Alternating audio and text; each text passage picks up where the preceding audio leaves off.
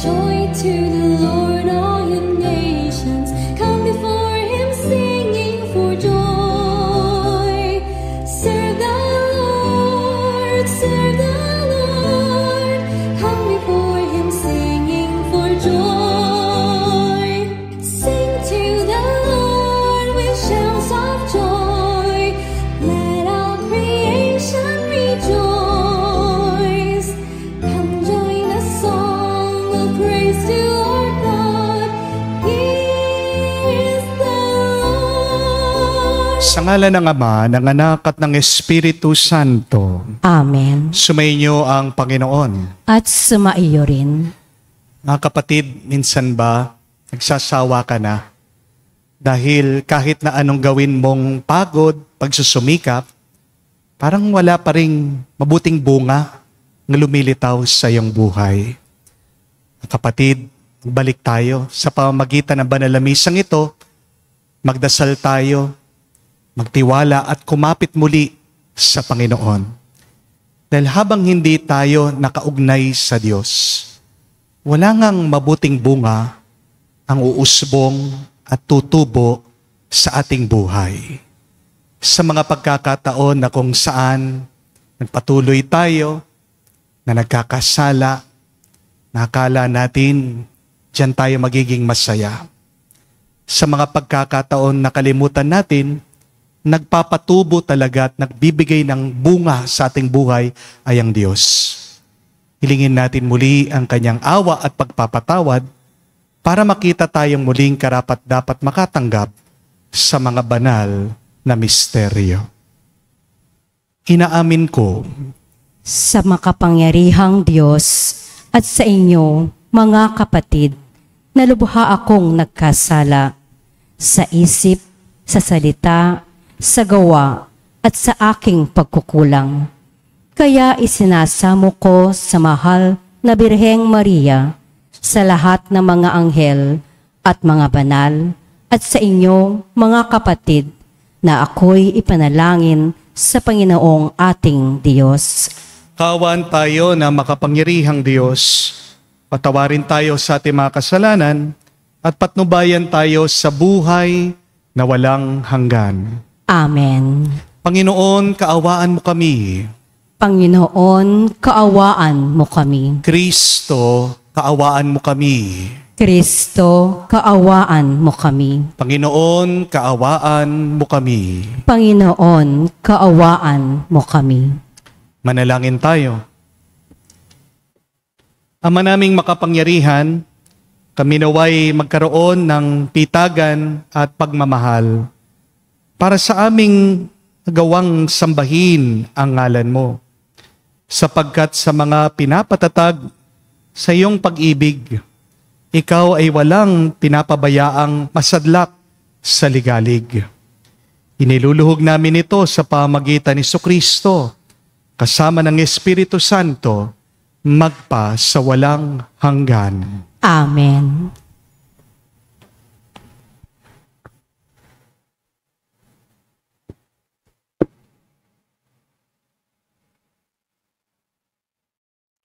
Pagbasa mula sa aklat ng Henesis. Noong mga araw na iyon, narinig ni Abram na sinabi sa kanya ng Panginoon, Abram, huwag kang matatakot ni mangangamba man. Kalasag mo ako, kita'y iingatan, at ikaw ay aking gagantimpalaan. Ngunit sinabi ni Abram, Panginoon, ano pong gantimpala ang ibibigay mo sa akin? Wala naman akong anak. Wala akong tagapagmana, kundi si Eliezer na taga Damasco. Hindi mo ako pinagkalooban ng anak, kaya isa kong alipin ang magmamana ng aking ari-arian. Sinabi ng Panginoon, hindi alipin ang magmamana ng iyong ari-arian. Anak mo ang magmamana ng iyong ari-arian. Anak mo ang magmamana. At inilabas siya nito at sinabi sa kanya, Masdan mo ang mga bituin. Mabibilang mo ba iyan? Ganyan karami ang magiging anak mo at apo. Nanalig si Abram at dahil dito'y kinalugdan siya ng Panginoon.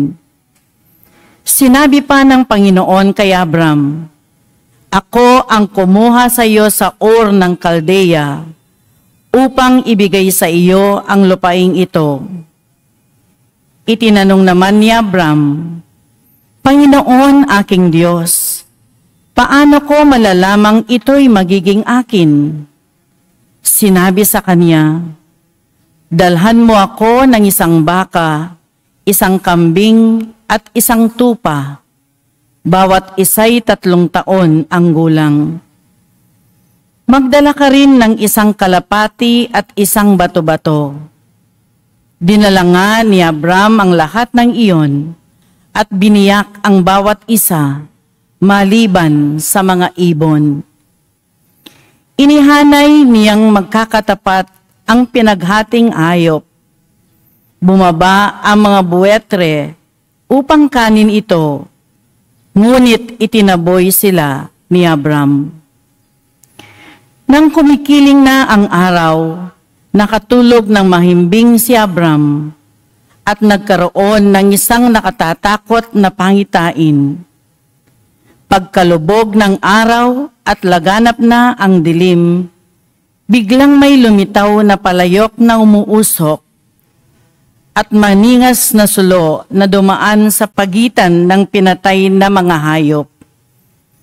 At ng araw na iyon, nakipagtipan ang Panginoon kay Abram, wika niya, "Nangangako ako na ibibigay sa lahi mo ang lupaing ito, mula sa hangganan ng Ehipto hanggang sa ilog Euphrates."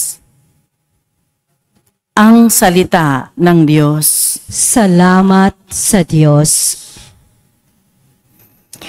Nasa isip ng may kapal ang tipan niya kailanman. Nasa isip ng may kapal ang tipan niya kailanman. Dapat na ang Diyos itong Panginoon ay pasalamatan. Ang kanyang ginawa sa lahat ng bansay dapat ipaalam. Siya ay purihin, suubin ang awit nating pupurihan. Ang kahangahangang may gawa niya'y dapat na isaysay. Nasa isip ng may kapal ang tipan niya kailanman. Tayo ay magalak, yamang lahat tayo ay tunay na Kanya. Ang Kanyang pangalan, ang pangalang banal, napakadakila. Lahat na may nais maglingkod sa poon, dapat na magsaya. Siya ay hanapin at ang Kanyang lakas ay siyang asahan. Siya ay hanapin upang mamalagi sa Kanyang harapan. Nasa isip ng may kapal ang tipan niya kailanman. Ito'y nasaksihan ng mga alipit anak ni Abraham, gayon din ang lahat na anak ni Jacob na kanyang inirang. Ang Panginoong Diyos ay ang Panginoon, siya ang ating Diyos. Sa kanyang paghatol ay ang nasasaklaw buong sansinukob. Nasa isip ng may kapal ang tipan niya kailanman. Ang tipang pangako'y laging nasa isip niya kailanman. Ang mga pangakong kanyang binitiwan sa lahat ng angkan. Ang tipan ng Diyos ay unang ginawa niya kay Abraham at may pangako ring ginawa kay Isaac na lingkod na mahal. Nasa isip ng may kapal ang tipan niya kailanman.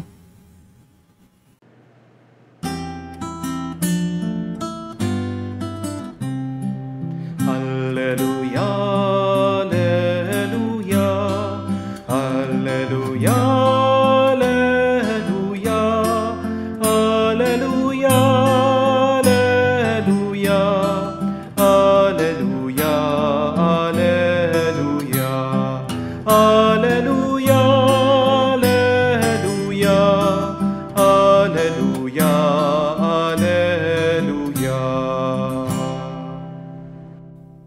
Sa poon ay manatili, siya'y sa atin lalagi, mamungang maluwalhati. Sumainyo ang Panginoon. At sumaiyo rin. Ang mabuting balita ng Panginoon ayon kay San Mateo. Papuri sa iyo, Panginoon. Nung panong yun, sinabi ni Jesus sa kanyang mga alagad, mag-ingat kayo sa mga bulaang propeta. Nagsisilapit sila sa inyo na animoy tupa. Ngunit ang totoo'y mababangis na asong gubat. Makikilala ninyo sila sa kanilang mga gawa. Napipitas ba ang ubas sa puno ng dawag o ang igos sa puno ng aroma?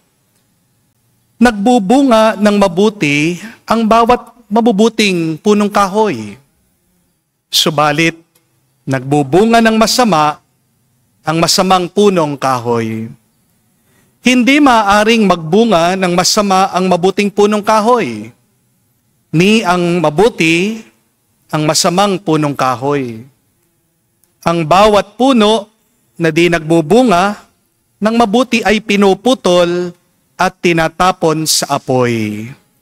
Kaya nga, makikilala ninyo sa kanilang mga gawa ang mga bulaang propeta. Mga kapatid, ang mabuting balita ng ating Panginoon.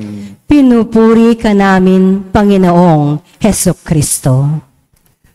Magandang araw po muli sa inyong lahat. Magandang araw po, Ama.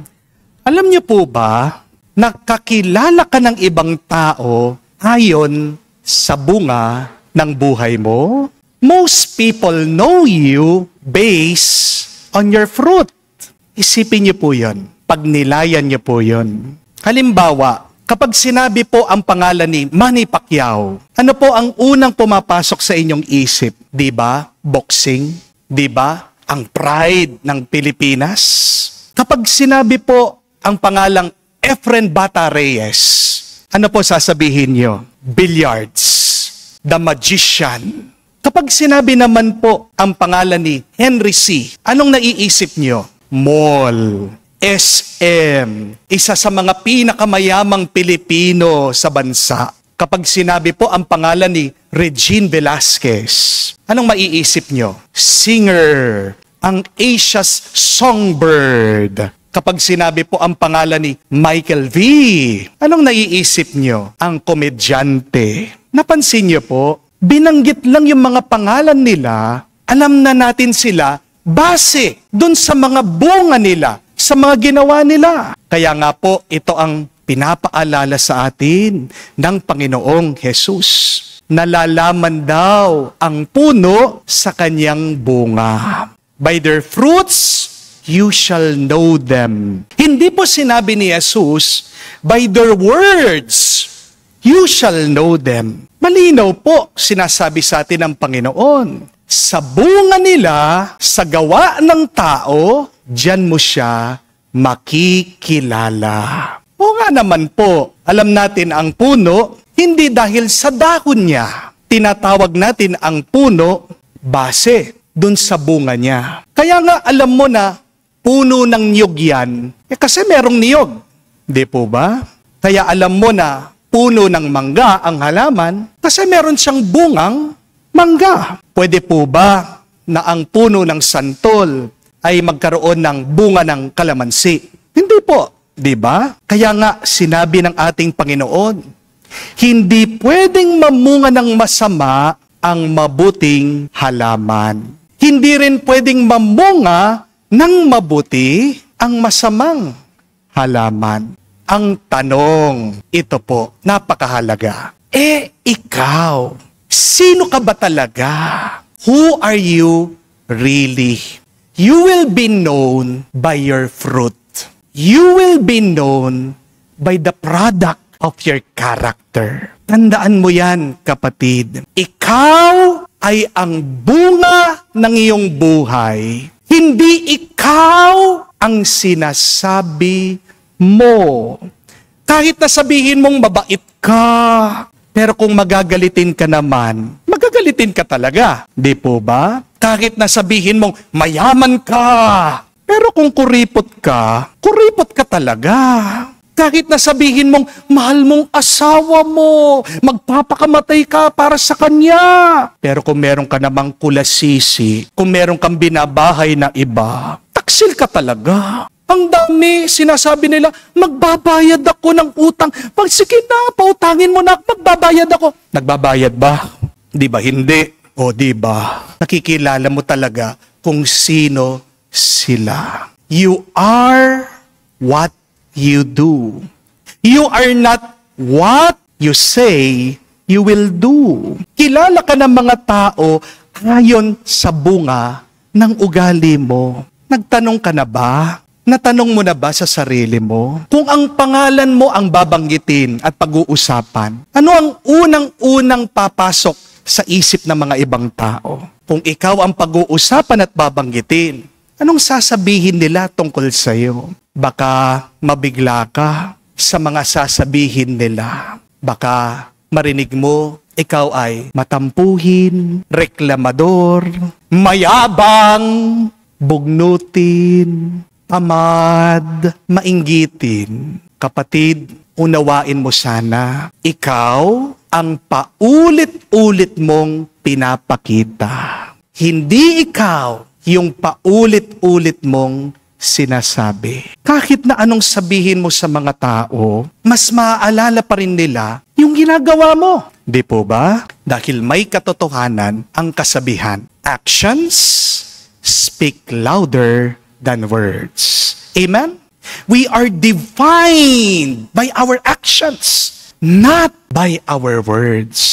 Ngayon po ang tanong, paano ba tayo mamumunga ng mabuti? How can we produce good fruits in our lives? The answer is simple. We must always be rooted in God. Because without good roots, you will never have good fruits.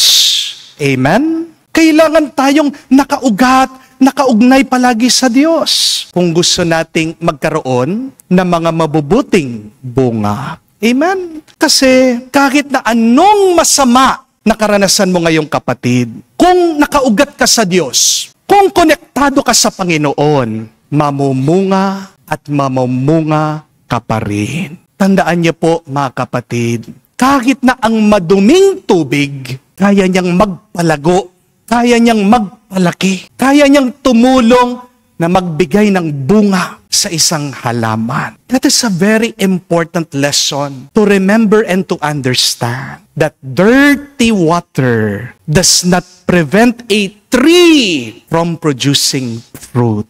Ano man yung negatibo o pangit na karanasan mo, kapatid, magagamit mo pa rin yan para mamunga ka sa iyong buhay. Hinabla ka man ng iba, dinimanda ka man sa korte, mamunga ka pa rin. Mag-isa ka, breadwinner ka, single mother ka, mamunga ka pa rin. May sakit ka, nagdadialysis ka, nagkikimo ka, mamunga ka pa rin, kapatid. Pwede naman po tayong mamunga kahit na tayo ay nasa mahirap na sitwasyon kung nakaugat ka lang sa Diyos. Don't ever forget that. We can grow in adversities. We can bloom in difficulties. And you can bear fruit in your challenges. As long as we surrender and be connected to God always. Amen? With God, yes, you may grow, but sometimes you do not have any fruit. Katotohanan din po yan. Minsan tayo mga Kristiyano, guilty tayo dyan Marami naman po sa atin na very close kay God. Pero hindi po sapat yung close. Dapat po papasukin nyo ang Diyos sa inyong mga puso para po kayo ay mamunga. Kailangan papasukin mong Diyos sa iyong isip, sa iyong puso para magbago ka. Dahil merong mga ibang Kristiyano, puro dahon lang ang meron sa kanilang buhay. Di po ba? Minsan, merong mga palasimba, pero hindi sila nagbabago. Minsan, pwede ka magdasal na hindi ka nagmamahal. Minsan, meron mga iba, choir pa nga, nagkakanta, pero mapanlait sila, marunong magmura. Pwede kang mag-donate, tumulong sa mga nahihirapan, pero pwede rin manatili ang hinanakit at sakit ng loob sa puso mo. Tandaan, minsan pwede tayong maging malapit na malapit sa Diyos, pero wala kang mapapalabas na bunga. Basahin niyo man po ang Biblia, nangyari na yan. Si Samson, malakas, pero wala siyang kontrol sa kanyang sarili. Wala siyang disiplina. Pinili si Haring Saul, pero ganid siya sa kapangyarihan. Araw-araw, kasama naman ng ating Panginoong Jesucristo, si Judas. Pero anong ginawa niya? Pinagtaksilan pa rin niya, pinagkalulu pa rin niya ang ating Panginoon. Hindi po sapat na malapit tayo sa Diyos. Kailangan natin ay isuko natin ang ating sarili, buksan natin ang ating kalooban sa Diyos para mamunga ang kanyang grasya sa ating buhay. Isa po sa mga pinakamagandang panalangin na gustong-gusto ko pong dinadasal at pinagninilayan ay yung pong panalangin ni San Ignacio ng Loyola. Ang pamagat po nito ay the Suscipe Prayer. The Suscipe Prayer. Ano pong ibig sabihin nun? Maaaring hindi po kayo aware, pero dinadasal na natin ito. Kinakanta pa nga natin ito eh. Diba? Pag offertory, ano yung sabi natin? Kunin at tanggapin. That is the Suscipe Prayer. Take and receive, O Lord. Pakinggan niyo po muli ang dasal na ito. Maganda po, hanapin niyo po sa internet, lagay niyo po sa inyong cellphone, kagising niyo pa lang po o bago kayo matulog, sama niyo po sa dasal. Pag nilaya niyo po, pakinggan niyo ang sabi. Take, O Lord, and receive all my liberty, my memory, my understanding, my entire will, all that I have and possess. You have given to me, O Lord. To you, O Lord, I return it. Everything is yours. Do with it what you will. Give me only your love and your grace. And that is enough for me. Wow. Ganda po, no? Pero, pansin niyo po ba, sinusuko lahat ni San Ignacio sa Diyos. Pag-iisip, pag-uunawa, kalayaan, lahat ng kanya binabalik niya sa Diyos. Kasi ang kailangan lang daw niya, ang kailangan lang natin ay yung kanyang pagmamahal at yung kanyang grasya. Dahil sa pag-ibig ng Diyos, yan ang mabisang pandilig para mamunga ang ating buhay araw-araw. Ang tanong, ano pa ang hindi mo sinusuko sa Diyos? Yang hindi mo sinusuko sa Diyos, yan yung nagiging hadlang. Bakit hindi nagiging mabunga at maganda ang iyong buhay? Ang tanong, nakaugat ka ba sa Diyos? Pinapasok mo ba si Jesus sa iyong loob? Kung wala ka pang mabuting bunga hanggang ngayon, kapatid, umpisahan mo. Bigay mo sa Diyos ang lahat. Isuko mo sa Diyos ang lahat. Magtiwala ka at umasa ka. May panahon pa. Sana wag mo sasayangin ang oras na binibigay ng Diyos sa iyo para sa paglisan natin dito sa mundo, maalaala ka ng iba na mabuti at pag humarap ka sa Diyos, meron kang maipapakita na mabuti at magandang bunga. Magiging isang susi ng iyong pagpasok sa kanyang kaharian sa kalangitan. Amen. Tumayo po tayo. Nagdulot sa atin ng panibagong buhay ang kamatayan at muling pagkabuhay ni Jesus sa pamagitan ng ating mga panalangin. Tayo mga makabagong propeta naway makapagdulot ng mabubuting bunga sa simbahan at sanlibutan. Ating sabihin, Panginoon, dinggin mo kami. Panginoon, dinggin mo kami. Ang simbahan naway umakay sa mga Kristiyanong mananampalataya sa daan na naghahatid sa pinahahalagaang pag-ibig, katarungan at katotohanan. Manalangin tayo sa Panginoon. Panginoon, dinggin mo kami. Ang mga dukha naway huwag mapagsamantalahan o mailigaw na mga huwad at mapaghangad na pinuno. Manalangin tayo sa Panginoon. Panginoon, dinggin mo kami. Ang galit ng mga taong nabiktima ng kawalan ng katarungan, naway maghilom at matuto silang muli ng magtiwala at makipagkaibigan. Manalangin tayo sa Panginoon. Panginoon, dinggin mo kami.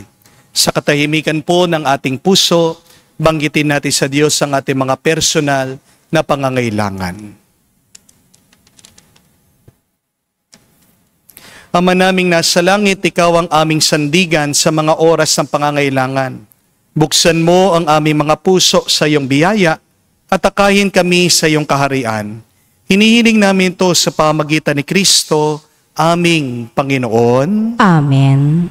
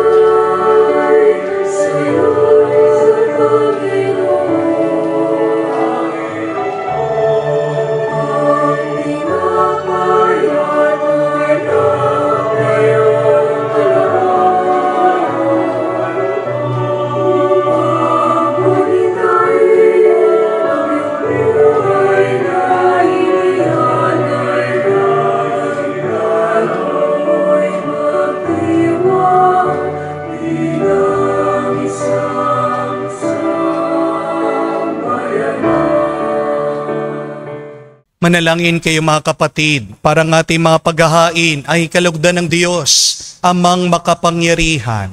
Tanggapin nawa ng Panginoon itong paghahain sa iyong mga kamay, sa kapurihan niya at karangalan sa ating kapakinabangan at sa buong sambayanan niyang banal. Ama naming lumikha, tanggapin mo ang aming paghahain sa pagpupuri sa iyong kabutihan sa amin. Sa lulot nawa nitong kadalisayan, kami naway makapag-alay ng iyong kinalulugdan. Sa pamagitan ni Jesucristo kasama ng Espiritu Santo, magpa sa walang hanggan. Amen. Sumainyo ang Panginoon. At sumaiyo rin. Itaas sa Diyos sa inyong mga puso at diwa. Itinaas na namin sa Panginoon. Pasalamatan natin ang Panginoong ating Diyos.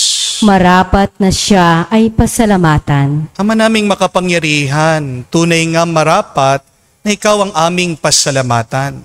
Kinalulugod mong likhain ang sanlibutan na iyong pinagbabago at dinarangal. Sa pamagitan ng iyong anak na kinalulugdan, kaya't utang na loob ng iyong mga tinatangi at ng mga banal na kapiling mo lagi, ang iyong paggiliw at pagkakandili. Kaya kaisa na manghel nagsisiawit ng papuri sa iyo, nang walang humpay sa kalangitan, kami nagbubunyi sa iyong kadakilaan.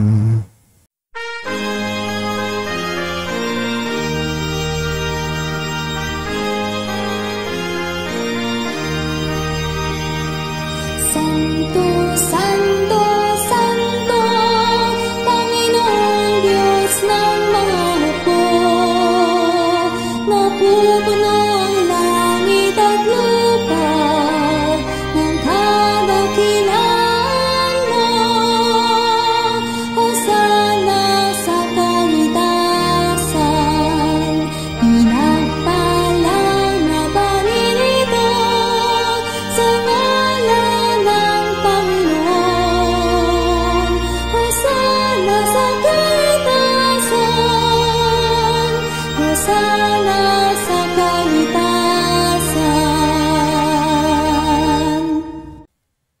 Ama naming banal, ikaw ang bukal ng tanang kabanalan. Kaya't sa pamagitan ng iyong Espiritu, gawin mong banal ang mga kaloob na ito, upang para sa amin, maging katawan at dugo ng aming Panginoong Heso Kristo. Bago niya pinagtiis ang kusang loob na maging handog, hinawakan niya ang tinapay, pinasalamatan kanya, pinaghati-hati niya iyon, inabot sa kanya malagad at sinabi, tanggapin ninyong lahat ito at kanin. Ito ang aking katawan na ihahandog para sa inyo.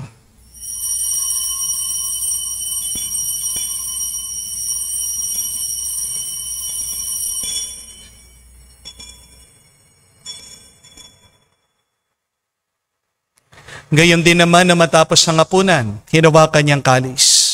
Muli kanyang pinasalamatan. Inabot niya ang kalis sa kanyang malagad at sinabi, tanggapin ninyong lahat ito at inumin. Ito ang kalis ng aking dugo, ng bago at walang hanggang tipan. Ang aking dugo na ibubuhos para sa inyo at para sa lahat, sa ipagpapatawad ng mga kasalanan. Gawin ninyo ito sa pag-alaala sa akin.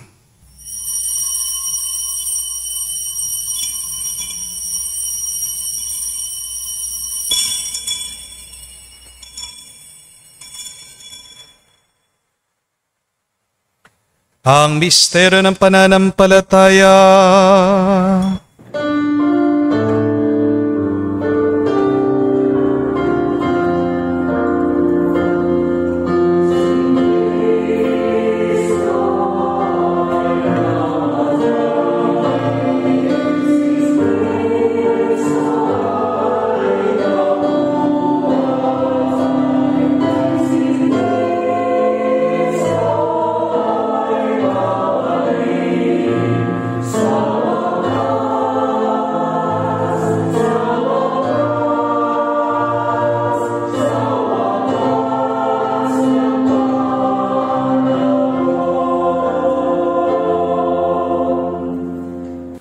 Ama, ginagawa namin ngayon ang pag-alaala sa pagkamatay at muling pagkabuhay ng iyong anak. Kaya tinialay namin sa iyong tinapay nagbibigay buhay at ang kalis na nagkakalob ng kaligtasan. Kami nagpapasalamat dahil kami ang minarapat na tumayo sa harap mo para maglingkod sa iyo. Sinasamo namin kami magsalo-salo sa katawan at dugo ni Kristo ay mabuklod sa pagkakaisa sa pamamagitan ng Espiritu Santo. Amalingapin mong iyong simbahan, laganap sa buong daigdig. Puspusin mo kami sa pag-ibig. Kaisa ni Leon, ang aming Santo Papa, si Florentino, aming Arsobispo at ng Tanang Kaparian. Alalahanin mo rin ang aming mga kapatid na nahimlay may pag-asang sila'y muling mabubuhay. Gayon din naman lahat ng mga pumanaw. Tawan mo't sila't patuloyin sa iyong kaliwanagan. Tawan mo't pagindapatin kaming lahat na makasalo sa iyong buhay na walang wakas. Kaisa na mahal na Birhen Maria, Ina ng Diyos. Kaisa ni San Jose, ang kanyang maluwalhating esposo. Kaisa na mga apostol at lahat ng mga banal na namuhay dito sa daigdig na kalugod-lugod sa iyo. May ipagdiwang naman namin ang pagpupuri sa ikararangal mo sa pamamagitan ng iyong anak, aming Panginoong Heso Kristo. Sa pamamagitan ni Kristo, kasama niya at sa Kanya, ang lahat ng parangal at papuri ay sa iyo, Diyos Ama, makapangyarihan, kasama ng Espiritu Santo, magpasawalang hanggan. Amen, amen, amen. Sa nakakagaling na utos sa turo ni Jesus sa Panginoon natin at Diyos, ipahayag natin ang lakas loob.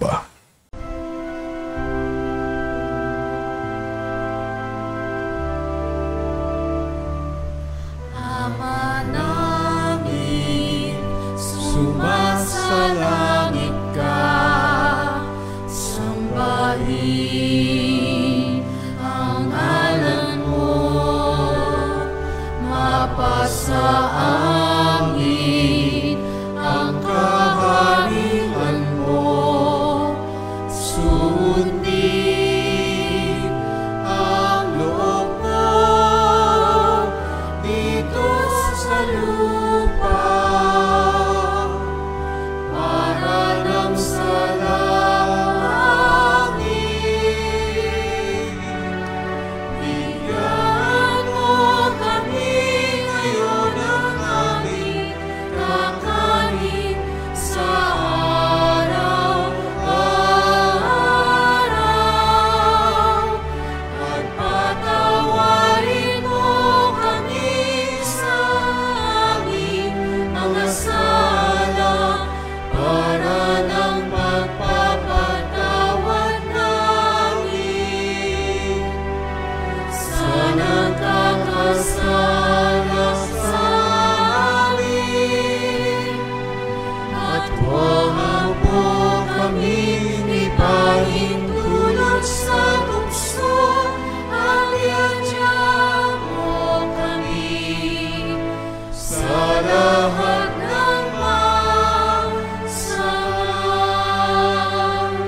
Hinihiling namin kami adya sa lahat na masama, pagkalooban ng kapayapaan araw-araw, iligtas sa kasalanan, at ilayo sa lahat ng kapahamakan, samantalang aming pinanabikan ang dakilang araw ng pagpapahayag ng tagapagligtas naming si Hesu Kristo. Sapagkat sa iyo ang kaharian at ang kapangyarihan at ang kapurihan magpakailanman. Amen. Panginoong Yesu Kristo, sinabi mo sa mga apostol, kapayapaan ang iniiwan ko sa inyo, ang aking kapayapaan binibigay ko sa inyo. Tunghayan mo ang aming pananampalataya at huwag ang aming pagkakasala. Pagkalooban mo kami ng kapayapaan at pagkakaisa, ayon sa iyong kalooban, kasama ng Espiritu Santo, magpa sa walang hanggan. Amen. Kapayapaan ng Panginoon ay laging sumainyo. At sumaiyo rin. Magbigayan po tayo ng kapayapaan sa bawat isa. Peace with you po. Kapayapaan po sa inyong lahat.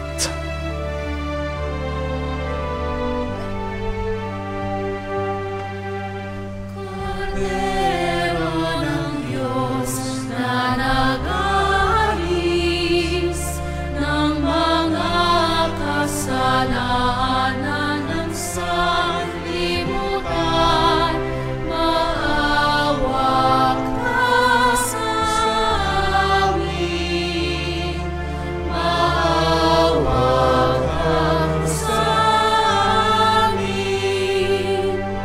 Kordero ng Diyos na nag-aalis ng mga kasalanan ng sanlibutan, maawa ka sa amin, maawa ka sa amin. Kordero ng Diyos na nag-aalis ng mga kasalanan ng sanlibutan, ipagkaloob mo sa amin ang kapayapaan. Mga kapatid, naririto ang ating Panginoong Jesucristo, ang Kordero ng Diyos. Siya nag-aalis sa mga kasalanan ng sanlibutan. Mapalad tayong lumalapit sa piging ng Kordero. Panginoon, Hindi ako karapat-dapat na magpatuloy sa iyo, ngunit sa isang salita mo lamang ay gagaling na ako.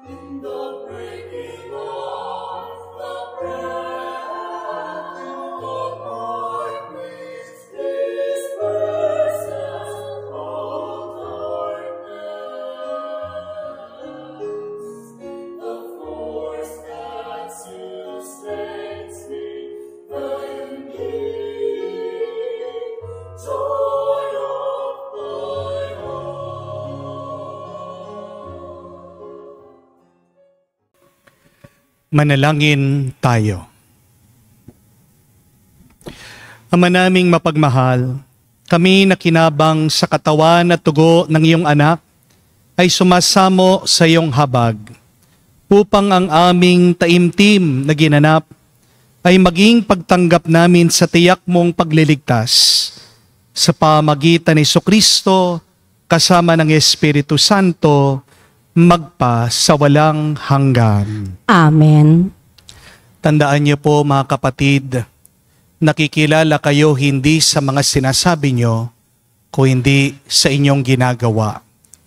You are known not by your words, but by your fruits, by what you do every day. Huwag niyong ipagwalang bahala ang inyong ginagawa araw-araw. A lot of people are watching you. God is watching you. Harinawa, tayo bumalik sa Kanya, pasukin niyo ang Diyos para magkaroon kayo ng mabuti at magagandang bunga sa inyong buhay. Para po sa ating assignment ngayon, dasalin niyo yung Suscipe prayer. Sabihin niyo sa Diyos, take and receive, O Lord. Bigay mo lahat sa Diyos. Kumapit ka sa Kanya. Kung hindi mo kayang kumapit, magpakapit ka sa Kanya. Para makakita ka naman, siyang magpapatubo, magpapausbong ng mga mabubuting bagay sa iyong buhay. Sumayin niyo ang Panginoon. At sumaiyo rin. At kayo'y basbasan ng Diyos, makapangyarihan sa lahat, sa ngalan ng Ama, ng Anak, ng Espiritu Santo. Amen. Ang ating misa'y natapos na. Humayo kayo sa kapayapaan ni Kristo. Salamat sa Diyos.